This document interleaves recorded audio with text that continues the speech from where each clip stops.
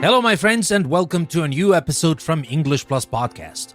This episode is for all savvy entrepreneurs, aspiring business magnates, or maybe just plain curious humans just like me. Welcome to a new deep dive, where we unpack the fascinating world of finance and business in an exciting way that is useful for you, whoever you might be. Today, we're diving headfirst into a topic that's as fundamental to business as oxygen is to life. We're going to talk about business models, from traditional to disruptive models, and how to choose the right one. You might be thinking, business models? Isn't that just how a company makes money? And while you're not entirely wrong, you're only scratching the surface of a truly captivating and often game-changing concept. Think of it this way. A business model is the secret sauce, the grand design, the very blueprint of how a company creates, delivers, and captures value. It's the ingenious architecture behind every product you buy, every service you use, and every innovation that sweeps across the market. Today, we're going on an epic journey. We're going to start by stripping away the mystique and getting to the core of what a business model truly is. We'll explore its DNA, its key components, and why understanding it is absolutely non-negotiable for anyone who wants to thrive in the modern economic landscape. Then we'll take a delightful stroll down memory lane examining the tried and true traditional business models that have formed the backbone of commerce for centuries. From the good old-fashioned retail model to the reliable manufacturing approach, we'll see how these enduring structures have shaped our world. But hold on to your hats, because we're not staying in the past for long. We're going to leap into the exhilarating present and peek into the mind-bending future as we unpack the world of disruptive business models. Well, these are the rebels, the innovators, the game changers that have reshaped entire industries. Well, think Netflix versus Blockbuster, Uber versus traditional taxis, Airbnb versus hotels. We'll explore what makes them so potent, how they challenge the status quo, and why they often leave established giants scrambling. But this isn't going to be just a theoretical exercise. Well, no, we're going to get down to brass tacks. We're going to delve into the practicalities of how to choose the right business model for you, whether you're launching a new venture, rethinking an existing one, or just trying to make sense of the economic currents around you. We'll equip you with frameworks, questions to ponder, and real-world examples to guide your thinking. And because we believe that knowledge is power only when applied, we'll constantly connect these concepts back to your life. What does understanding business models mean for your career choices? How can it help you make smarter consumer decisions? And what actions can you take today, armed with this newfound understanding, to navigate the complexities of the business world with greater confidence and insight? So grab a comfy seat, my friends, a beverage of your own choice, and get ready to unlock the secrets of business models. This isn't just about making money, it's about understanding the very fabric of our economic reality. And perhaps even discovering how you can weave your own incredible success story into it. So let's start with our deep dive first, and then I will meet you back again in our language-focused section. Don't go anywhere. We're gonna dive deep next. You don't want to miss that. Welcome to a new deep dive from English Plus Podcast. Today, we're plunging into something that's kind of the invisible engine of our world, the secret sauce behind every company you interact with, business models. Right. Think of it like this. A business model isn't just about what a company sells. It's the whole blueprint, how they create value, how they deliver it to you, and, well, how they make sure the lights stay on. It's really the underlying architecture. Exactly. So our mission today is to sort of crack the code on these blueprints. We want to give you X-ray vision to see past the fancy products and marketing and really understand the fundamental workings. Get ready for some aha moments, hopefully. Yeah, we'll be looking at the classic dependable models, the ones that have been around for ages, and then we'll dive into the more recent disruptive innovations that are changing the game right before our eyes. All right, let's get down to brass tacks with the old faithfuls, the traditional business models. First up, retail. This is the OG, right? The buy low, sell high approach. Think your local supermarket or that quirky boutique downtown. Seems pretty simple on the surface. It does, yeah. Get stuff, put it on shelves, people buy it. But even in this seemingly simple model, there's actually quite a lot going on behind the scenes. Like what? Well, key activities involve smart sourcing, finding the right products at the right price, and efficient inventory management. That's huge. And let's not forget the crucial resource, that physical storefront. The location. Exactly. For you, the customer, the value is at immediate convenience and accessibility. You need milk, pop down the street. Right. But it makes you wonder, doesn't it? We all know local stores can struggle against the big online players. What's the deal there? That's a prime example of how scale just changes the game. Online giants can often get lower costs. They can reach a much wider audience, which, it puts traditional brick and mortar retailers in a really tight spot. So how do they fight back? Well, it makes you think, how can these local businesses not just survive, but actually thrive? And interestingly, we're seeing a real resurgence in this idea of experiential retail. Stores offering events, workshops, unique in-person things that an online shop just can't replicate. That's a cool twist. Okay, next on our traditional tour, the manufacturing model. This is where the magic happens, where raw materials get transformed into the finished products we use every day. Yep.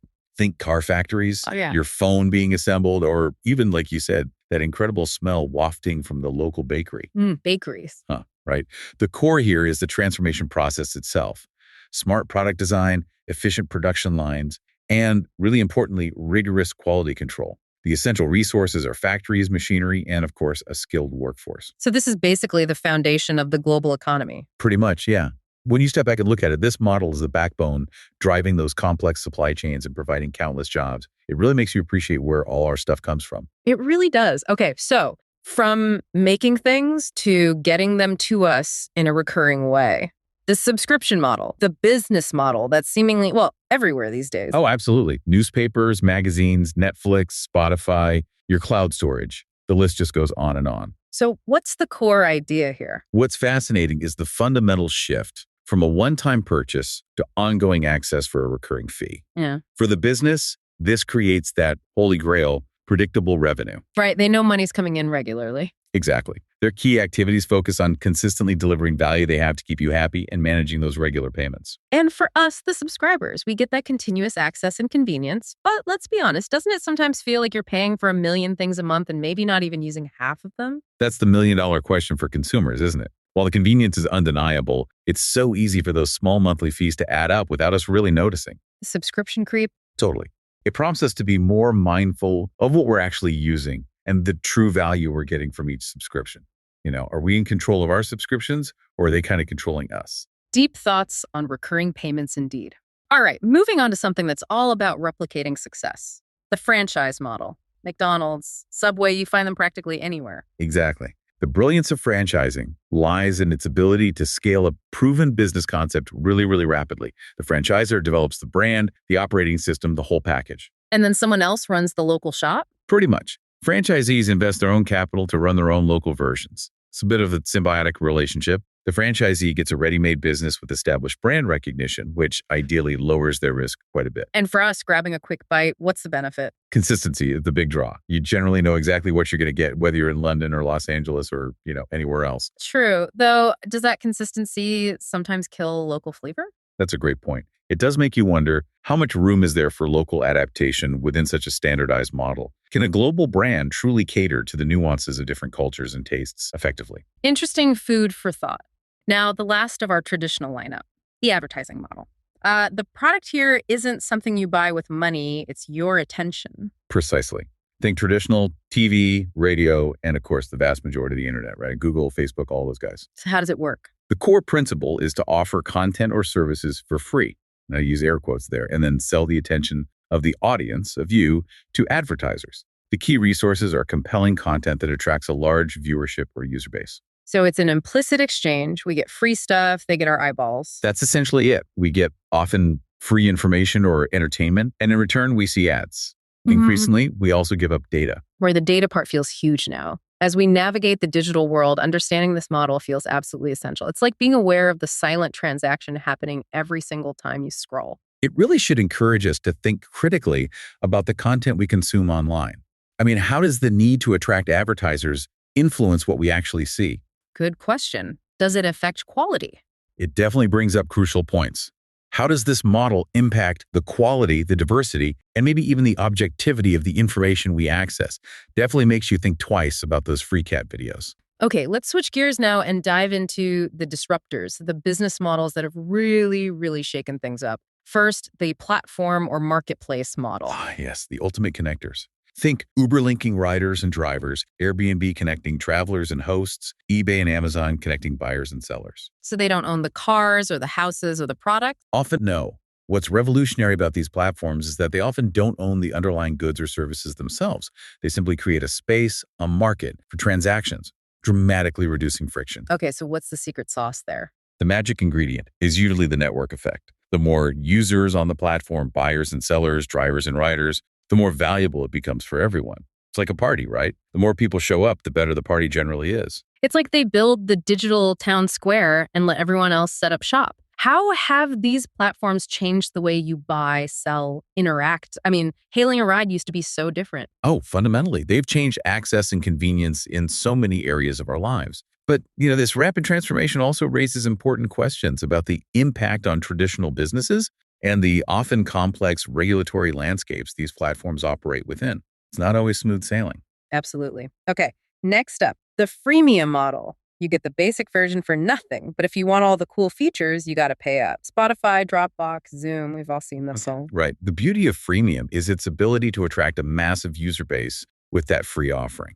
Then the strategy is to convert a certain percentage of them to paying customers with valuable premium features. So it's a balancing act. It's a very delicate balancing act. The free tier has to be genuinely useful, good enough to draw people in, but not so comprehensive that there's no real incentive to upgrade. It's like the ultimate try before you buy, but what's the actual strategy behind giving away something for free? Seems counterintuitive. Well, it's all about customer acquisition at scale. Yeah. The idea is that even if only a small fraction, maybe like 2-5% of free users convert to paying ones, the sheer volume can generate significant revenue over time. So volume is key. Absolutely. But it does make you wonder about the long-term viability. Can these companies keep offering valuable free services while still convincing enough users to pay the premium? It's an ongoing challenge. Okay, next, the on-demand model. Instant gratification delivered right to your metaphorical doorstep. Yeah, food delivery apps, ride sharing, anything where speed and convenience are absolutely king. Think Deliveroo, Uber Eats, Lyft. How do they make that happen? The on-demand model thrives on incredibly efficient logistics and a vast network of readily available providers, drivers, couriers, etc. And it's all powered by technology, especially mobile apps and real-time location services. It's definitely changed our expectations, hasn't it? Oh, completely. It has recalibrated our expectations for speed and convenience. We've become accustomed to getting what we want when we want it, usually with just a few taps on our phones. Patience isn't really a virtue here. Yeah, patience is out the window. But what are the hidden costs, maybe? The trade-offs of this instant service? That's a really important point. Often, the trade-offs involve the individuals who actually power these services, the gig workers, their working conditions, benefits, job security. These are all critical considerations in this rapidly evolving landscape. Definitely something to keep in mind.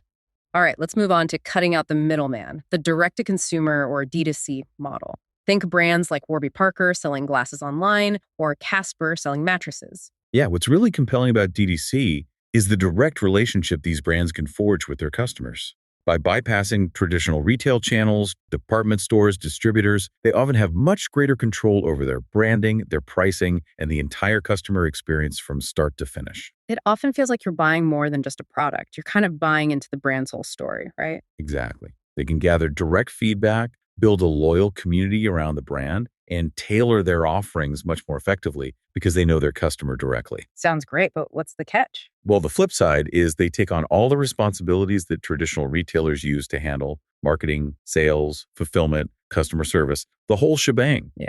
And it raises an interesting question about scalability. How do these brands grow and reach a wider audience without that established infrastructure of traditional retail? It's a challenge. Good point. Now let's talk about building your own little universe. The ecosystem model. Apple and Amazon are the huge examples here. The ecosystem model is all about creating a tightly integrated suite of products and services that work seamlessly together. Think iPhone, Mac, Apple Watch, iCloud. They all just work together. This encourages customers to stay within that ecosystem. So convenience is the big selling point. Convenience and interoperability are key.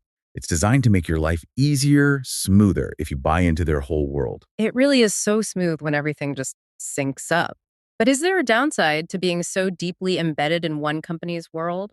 Feels a bit like a walled garden sometimes. That's the potential catch, what we call vendor lock-in. Once you've invested heavily in one ecosystem, buying all the hardware, subscribing to the services, moving your data, switching to a competitor can become really costly and, frankly, inconvenient. Yeah, I can see that. This brings up a crucial point about consumer choice and the potential for these dominant ecosystems to maybe limit competition in the market. A valid concern about those digital comfort zones.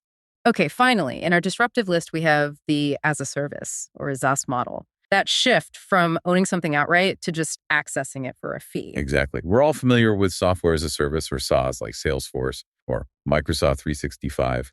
But now it's extending even to things like hardware as a service, and mobility, like car subscriptions. So what's a fundamental change here? It's moving from a capital expenditure, a big upfront cost, to an operational expenditure, like a regular monthly bill. For the customer, this means lower upfront costs and often the benefit of always having the latest version or service without big upgrade investments. And for businesses? For businesses offering the service, it provides that sweet, predictable, recurring revenue we talked about with subscriptions.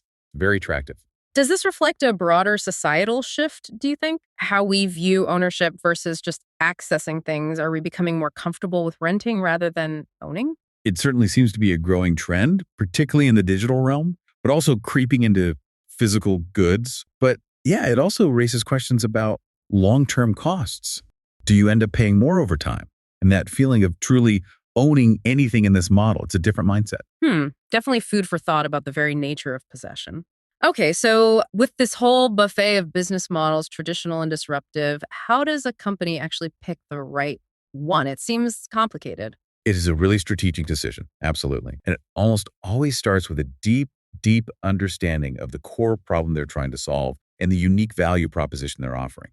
What fundamental need are they actually meeting for the customer? Makes sense. You've got to know what you're bringing to the table first, what makes you different. Precisely. Then they need to intimately understand their target customer. Who are they? What are their needs? What are they willing to pay? And how do they prefer to pay? That's crucial. Customer understanding. Got it. What else? Thoroughly analyzing the industry landscape and the competition is also key. What are others doing? Are there gaps? Are there opportunities to stand out, to disrupt the existing order, or maybe just coexist effectively? So it's not just about having a brilliant idea in isolation. You need context. Exactly. You need the context. And a realistic assessment of their own key resources and capabilities is essential. What are our strengths? What technology, people, capital do we actually have? What infrastructure will we need to build or acquire? Be honest about what you can actually do. Absolutely. And finally, they need to consider their long-term strategic goals.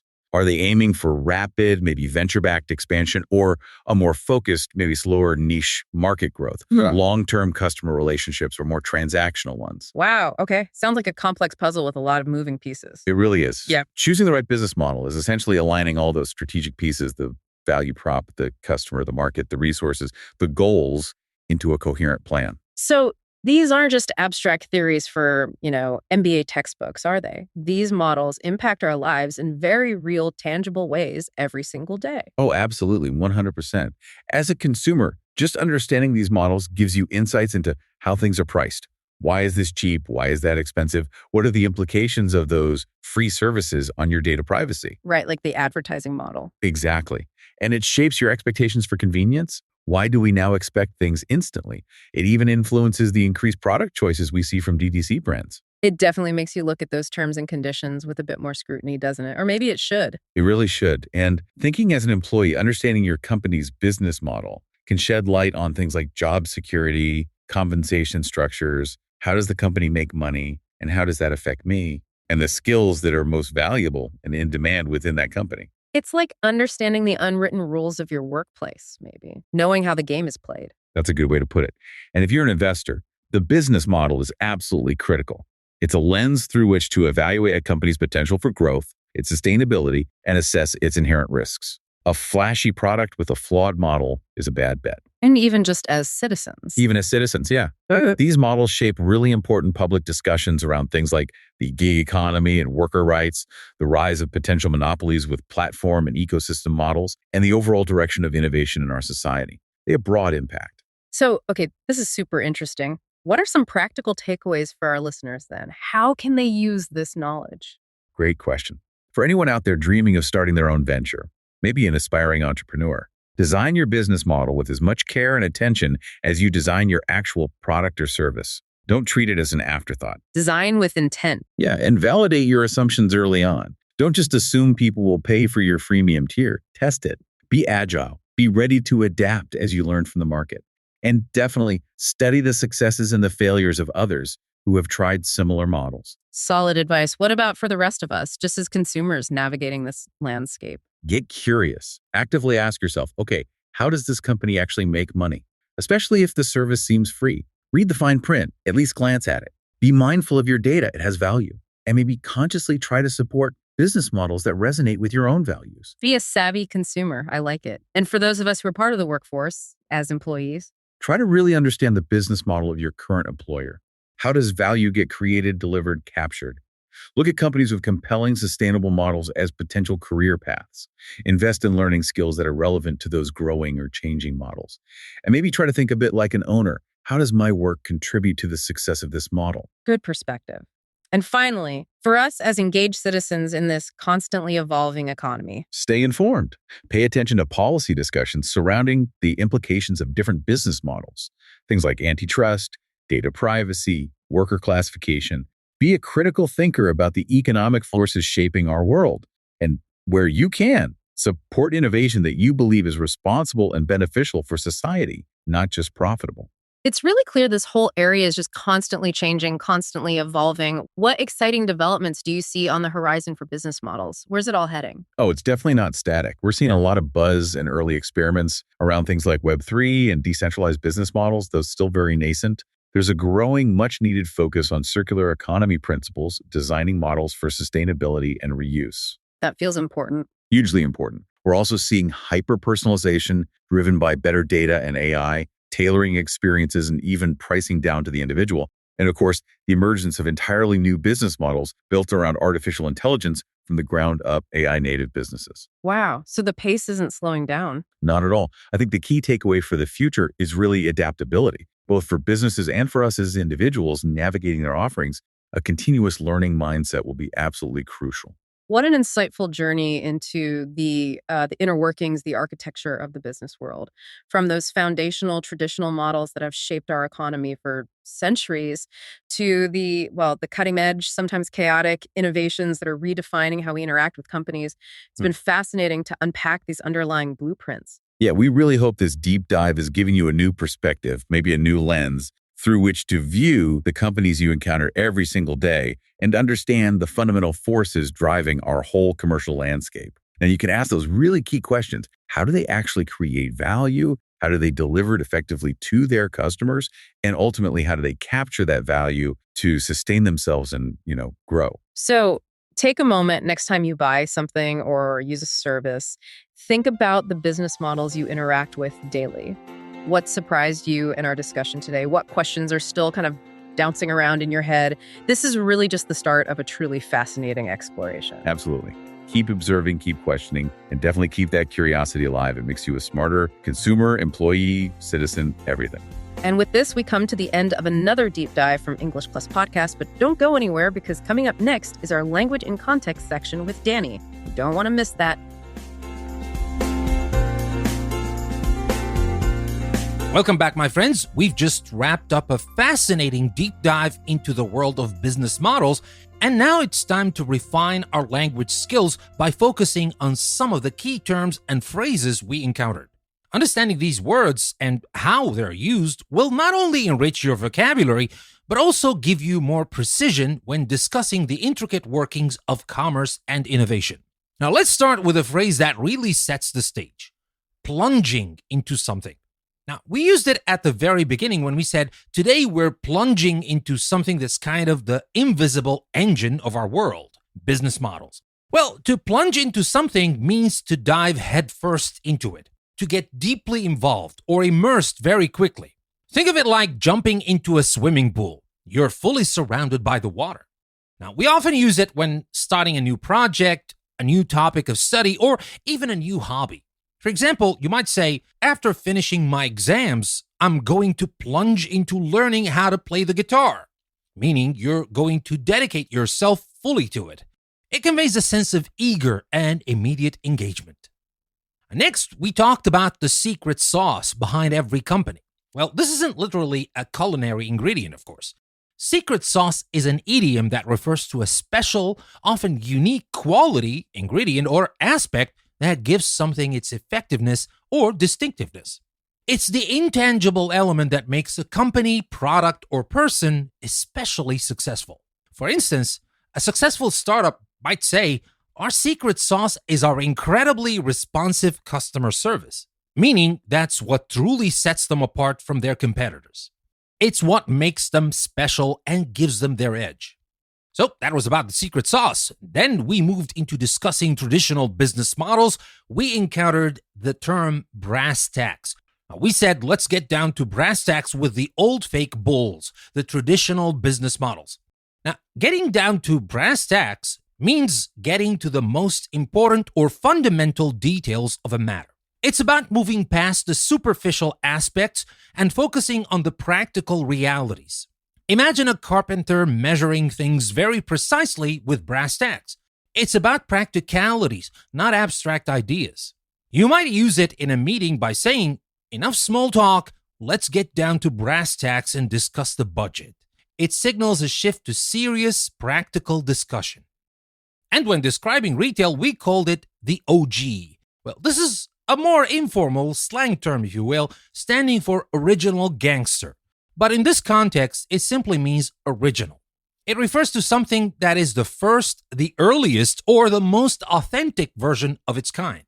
So when we said retail, this is the OG, we meant it's the original or most fundamental business model. You might hear someone say, that classic rock band is the OG of grunge music, meaning they were pioneers of that genre. It's a way to acknowledge something's foundational status. Now, moving on, we touched upon the struggles of local stores against online giants and how scale just changes the game. The phrase changes the game means to fundamentally alter the conditions, rules, or dynamics of a situation, making it very different from before. The sheer size and reach of online retailers drastically shifted how traditional stores operate and compete. Think of a new technology that makes an old one obsolete. That technology changes the game. For example, we can say the invention of the internet truly changed the game for information sharing. It's about a significant and often permanent alteration.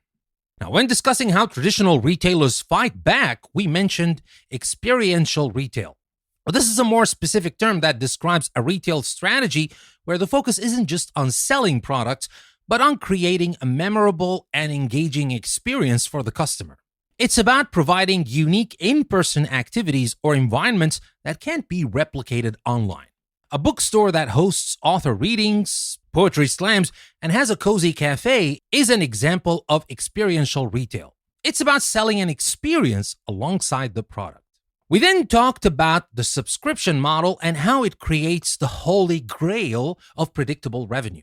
The Holy Grail is an idiom referencing a legendary artifact from Arthurian mythology, representing something that is extremely difficult to find or achieve, but highly sought after because of its immense value. In business, the Holy Grail is that ultimate elusive goal or achievement. Predictable, recurring revenue is incredibly desirable for businesses, making it their Holy Grail. Now, you might say, for example, finding a cure for that disease is the Holy Grail for medical researchers.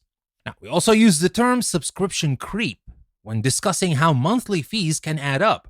Creep in this context refers to a slow, gradual, and often unnoticed increase or development of something, usually something undesirable. Subscription creep specifically refers to the way multiple small monthly subscription costs can accumulate over time without the consumer fully realizing how much they are spending. It's a sneaky kind of accumulation. You could also talk about scope creep in project management, where the requirements of a project slowly expand beyond the original plan. Now, when we moved on to the platform model, we mentioned the network effect. Well, this is a key concept in economics and business, describing a phenomenon where the value or utility of a product or service increases with the number of users. The more people who use a social media platform, for example, the more valuable it becomes to each individual user because there are more connections and interactions. Think of a telephone network. A single phone is useless, but many phones connected together create immense value. And finally, in the disruptive models, we talked about the ecosystem model and the potential for vendor lock-in. Vendor lock-in is a situation where a customer is dependent on a vendor for products and services and cannot easily switch to another vendor without substantial costs, effort, or inconvenience. Once you're deeply embedded in one company's system, like Apple's, it becomes difficult to leave because of the time, data, and money you've invested. It's like being locked into a particular supplier. All right, my friends, these were the words that I wanted to share with you, or the phrases, obviously. And these are very useful, of course, for our speaking challenge. Now that we've explored some rich vocabulary, let's put it into practice and work on our speaking fluency. Now, often when we learn new words, we tend to isolate them. But natural conversation involves weaving them into a broader context, connecting ideas, and expressing nuances. Today, we're going to focus on expressing opinions and elaborating on them naturally. This means not just stating a viewpoint, but also explaining why you hold that view, providing examples, and sometimes even acknowledging counter-arguments. Now, this is crucial for sounding thoughtful and engaging in any discussion, especially when talking about complex topics like business models. Let's take some of the phrases we just learned and practice building out our responses. For instance, if someone asks you, "What do you think is the secret sauce behind the success of Company X?" Instead of just saying their marketing, try to elaborate. You could say, for example, "That's a great question. I think the secret sauce for Company X isn't just one thing, but if I had to pick, I'd say it's their relentless focus on customer experience. They don't just sell a product, they sell an entire feeling of belonging. For example, their customer service goes above and beyond, and they've built a really strong community around their brand. That direct connection is what truly makes them stand out." Notice how I started by acknowledging the question, then offered my main point and followed it up with an example and a concluding thought. This structure makes your answer much more comprehensive and persuasive. That's what it counts, right? Now let's try another one using changes the game and subscription creep. Imagine a friend says, "I'm thinking of getting a dozen new streaming services. They're all so cheap." Now, you could respond, "Be careful. While streaming services have definitely changed the game for entertainment access, it's so easy to fall victim to subscription creep. Those small monthly fees really add up. I know I've signed up for a few services in the past that I hardly ever used, and they ended up costing me a lot over time." It makes you really think about whether you're getting true value for your money. Now here, you're not just agreeing, or disagreeing obviously. You're offering a cautionary tale, drawing on your own experience and prompting further thought. So these are just a couple of examples. Now, your challenge for this week is to pick 2 or 3 of the vocabulary words or phrases we discussed today, like plunge into, brass tacks, experiential retail, network effect, or vendor lock-in, and incorporate them into a short conversational paragraph about a company or industry you're familiar with. Try to explain your opinion and give a small example. Record yourself, or even better, find a friend or language partner and have a mini discussion. The more you practice elaborating on your thoughts, the more fluid and confident your English will become. And now, my friends, that we're done with our language focus section for today, let's move on to our discussion section.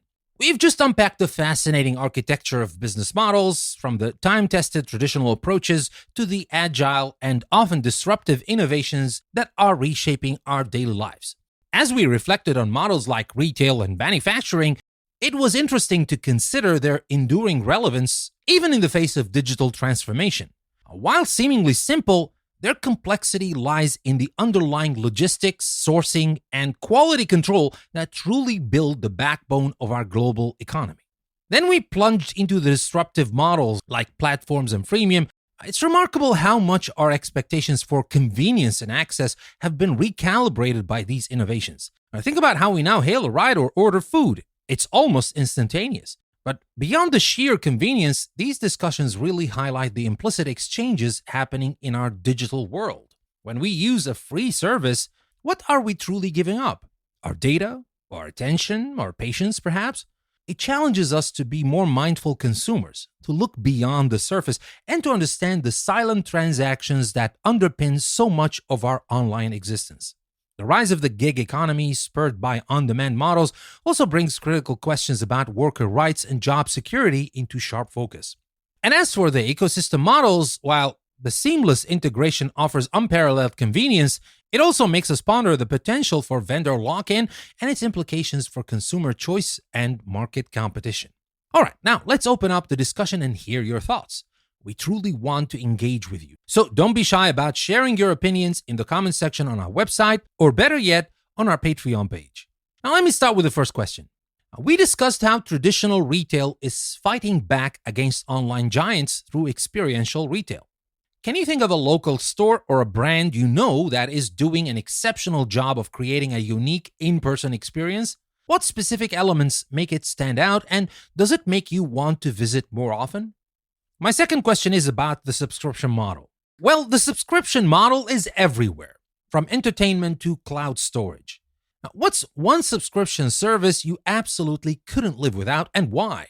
And on the flip side, what's a subscription you've recently canceled or are thinking of canceling due to subscription creep or lack of perceived value? And of course, you can tell us a funny story about how many subscriptions you found yourself paying for without realizing it.